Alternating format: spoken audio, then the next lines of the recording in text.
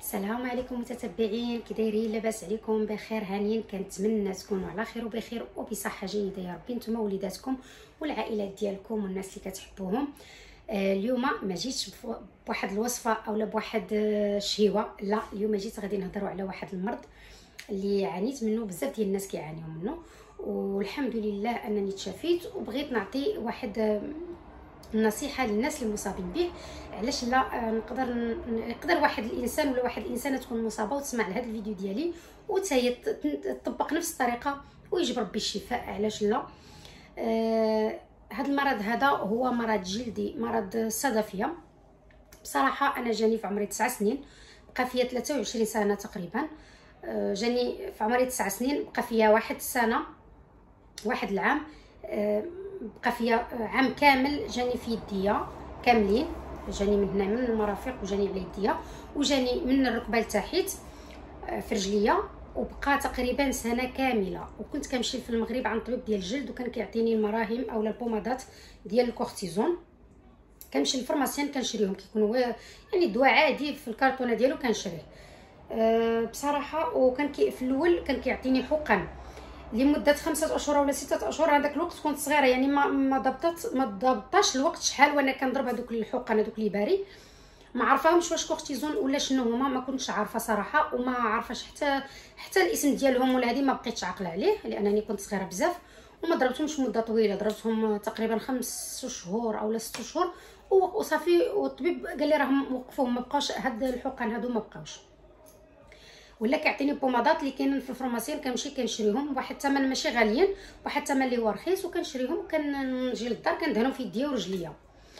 المهم مده سنه كامله اختفت هذاك المرض، اختفى، مشى من 9 سنين حتى درت شي 14 عام عاد رجع. ملي درت المهم تقريبا 14 عام 13 عام شي 3 سنين اختفى ورجع. غير نقيطات في الجسم ديالي، يعني ماشي الجسم بالكامل ولا يديا بحال اللي كانوا في الاول بالكامل ورجليا، لا، رجع نقيطات هكا، نقيطات صغارين، وبقى كيتكاثر، بدا كيتكاثر كل مره. صافي ملي وصلت ل 21 سنه تقريبا، صافي كان الجسم ديالي بالكامل الجسم ديالي كان صافي رجع كامل حمر وفيه قشور بيضاء. كنت هنا ديك الساعه، كنت هنا في بلجيكا، كنت كنمشي عند اختصاصيين في الامراض الجلديه. بصراحه كانوا كيعطيوني البريباراسيون كتصوب في الفرماسيان، كيعطيوني لوردونونس كندير الفرماسيان، كيقول لي في العشيه ولا غدا اجي موراها. كنمشي، كنت دائما كنطلب للطبيب ديالي 3 ديال البومادات، ما يعطينيش غير واحده، كان كيعطيني 3 ديال لوردونونس ديال 100 غرام ديال الكورتيزون طبعا. وكنت كنمشي كندير عليهم دوموند في الفرماسيان ولا غدا كنرجع موراهم، لان كان الجسم ديالي كامل وكنت كندهن الجسم ديالي كامل. الو خصني بزاف ديال البومادات. بقيت استمريت على هذا الحال هذا حتى درت تقريبا 31 سنه وانا كنعاني من هذا المرض هذا. يعني بصراحه مرض نفسي اكثر ما هو جلدي، يعني النفسيه ديال الانسان كتاثر اكثر من اللي هو. بصراحه انا ما كانش عندي حكه، واخا كان الجسم ديالي كامل ما كنتش كنحك، ما كانش الا خليتها واحد المده كانت كيخرج منها الدم. الا قصحت لهذيك القشره الفوقانيه، الا درت غير هكا ولا شي حركه جات في المفاصل كيخرج الدم. المهم بقيت على هذا الحال هذا حتى كنت كنعرف واحد الدكتور اللي هو دكتور محمد الفهيد، كنت كنعرفو كنثق فيه كنتبعو، ولكن بحال الناس، يعني ماشي كلشي كنطبقوه ولا شي حاجه عجبتنا كنديروها، لا، يعني كنبقاو. المهم واخا كنتبعو كنثق فيه، كنشوف الوصفات ديالو، كنشوف شنو كيقول، يعني عندي فيه ثقه، ولكن ما كنتش كنطبق هذاك الشيء اللي كيقول. باقا على الحال كندير الكورتيزون بومادات، كنمشي عند الطبيب ديالي كيعطيني الكورتيزون والبومادات الكورتيزون اللي فيهم الفازلين والكورتيزون، وكنجي عرفتوا والله العظيم راها معاناه. كتبقى انا بعدا على راسي، كنت كنبقى قدام المرايه كندهن الجسم ديالي بالساعات وكنحط وكندهن، وكيفاش كيولوا الحوايج التحتانيين وكلشي بالفازلين، كلشي واحد الحاله زعما الله يشافي كل مريض. بصراحه الله يشافي جميع المرضى، ماشي غير صدفيه، جميع المرضى اللي اي واحد عنده شي مرض الله يشافيه منه. وملي كنت كنوض في الصباح اقسم بالله الا من كنت كنحيد تيشورت هكا كتطلع بالغبره وبالطروفه ديال القشور. القشور كانوا بزاف ديال القشور. لا في اي حاجه لبستها كنحيدها، لا كانت منها الجلد كتطلع بالقشور بصراحه. والحمد لله بقيت كنتبع، المهم كنشوف فيديوهات ديالو دائما كان الدكتور محمد الفايد. تحيه كبيره لهذاك الدكتور، والله العظيم البنات اللي غادي يسمعني لا مرا ولا راجل، راه والله العظيم الا كيعطي الافاده اللي واخا كيعطينا واحد المعلومات اللي واخا نمشيو نشريهم بالفلوس ما غاديش نلقاوهم، وما غاديش تلقى اللي يعطيك المعلومات قيمين بحال اللي كيعطينا هو، واخا تخلص عليهم الفلوس. والله العظيم انا اليومين هذا كنتبعو وكنا نصائح وكيعطينا معلومات اللي هي صحيحه خاصنا نتبعوها في حياتنا اليوميه بصراحه. والله العظيم الانسان غير يبدا، غير يستمر واحد 6 شهور ولا هذه، والله كتجي كلشي من بعد ساهل. غير تستمر واحد المده وتولف على داكشي اللي كيقول، غادي يبقى يجي كلشي ساهل في الدار ديالك. ما علينا حبوباتي. المهم قلت علاش انا ما نديرش واحد النظام كيف ما كيتحدى الدكتور محمد الفايد على نظام غذائي يكون سليم ويكون صحي 100%. كنت هذيك الساعه ساكنه بوحديتي، يعني عندي لابارتمون ديالي، راجلي كان باقي في المغرب، ما كانتش عندي بنتي. قلت انا بوحديتي يعني نقدر ندير هذا الريجيم، ماشي ريجيم ولكن نظام غذائي صافي. المهم حيدت اللحوم، حيدت الدواجن، حيدت المقليات، حيدت الغاز، يعني بصفه عامه المشروبات الغازيه كامله حيدتهم. اي حاجه فيها الغاز ما كنشربهاش في هذاك الوقت. وقفت كلشي بصراحه صافي. بديت بواحد النظام غذائي اللي هو صحيح 100%. كنشرب الماء بزاف، شرب الماء والله العظيم راه كيرطب الجلد. استمروا على شرب الماء حتى 5 لتر في النهار ما قدرش. انا دابا كنشد لتر د الماء كنشربو، ما عنديش المشكل. وغير مع الولف غادي تسانسوا تولفوا تشربوا الماء بزاف، يعني عادي ما غاديش يبقى يتقلكم في معيتكم. ولا في الاول راه بصح انا بيدي في الاول بالماء بحال اللي كنت كندزوا، من بعد صافي ولفت، بقيت هكاك مستمره صافي ولفت الجسم ديالي ولف كنشرب الماء بزاف ما كيدير لي والو. وليت كندير لا سوب ديال الخضار، وليت كندير الخضره مبخره، وليت كندير الطاجين غير بالخضار ولا مع طريف د الحوت، ولا وليت المهم الشلاضه كناكل شلاضه بزاف يوميا تقريبا في الغداء وفي العشاء. وما كنديرش طبيسيل ديال الشلاضه، كندير بانيو. عندي واحد البانيو كندير فيه شلاضه، لقيت الفلفله الخضراء، شيكو، مطيشه، خيزو كنحكو حتى هو، مطيشه، الخيار، الخس، البصله. المهم كنت كنجمع عده خضار في هذاك البانيو وكندير لها شويه زيت العود وشويه الملحه وكناكلها هكذا. كناكل حتى كنشبع. انا غير بالشلاضه كنت كنحس براسي كنشبع. في الليل كندير سوبات الخضره، كنشوف الخضر اللي عندي ولا هذه المهم انا ما نذكرش الخضر. شلاضه راه هادشي اللي قلتو راه كامل في جميع اي الديور كتدخلهم كتلقى فيهم هاد الخضر هادو، يعني يقدر يديرهم بنادم شلاضه كلها ما كاينش المشكل. ميم في المغرب راه ساهلين. مي السوبه كنت كنديرها اغلبيه في الليل. بالحق كنت كنديرها غير الخضره اللي عندي في الدار، كنت كندير بها السوبه وكنشرب واحد 2 زلايف ولا زلافه ديال السوبه وكنمشي نعس في الصباح. هذا هو السر اللي غنقول لكم عليه.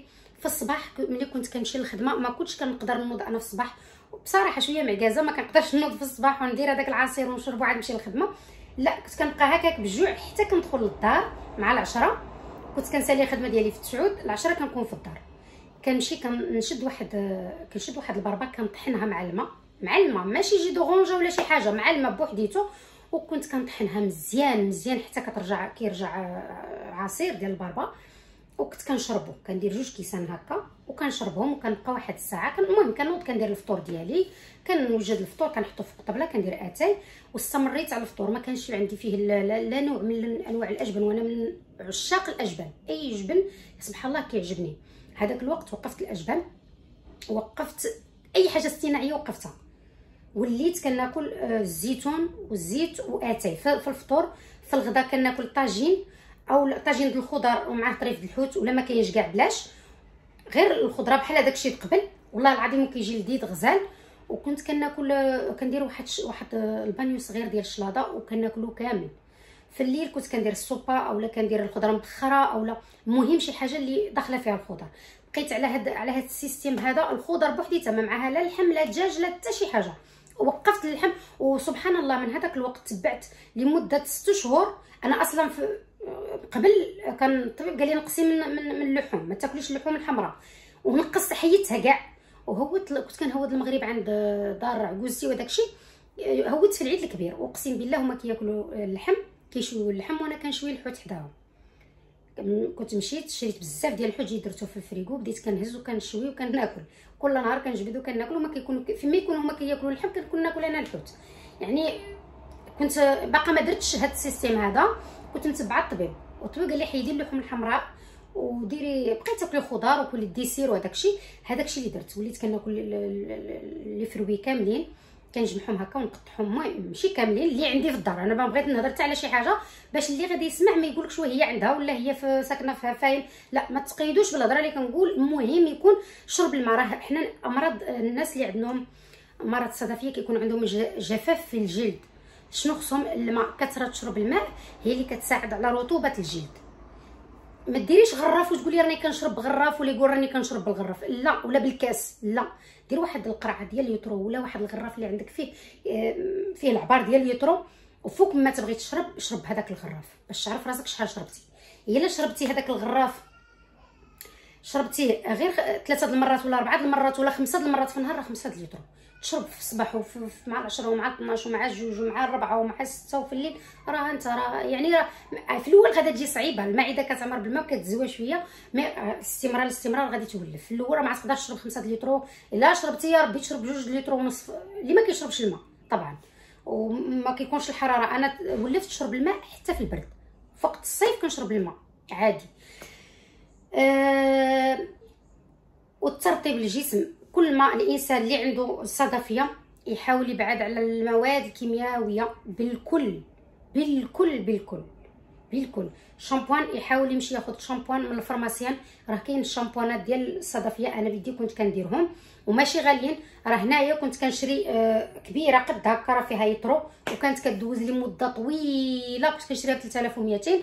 بالحق نتوما تقدروا تشريو القرعه الصغيره اللي ما فيهاش ليطرو، فيها نص يطرو اولا هذه، وغادا دوزكم مده صغيره وكدير شويه كيرغوي بزاف.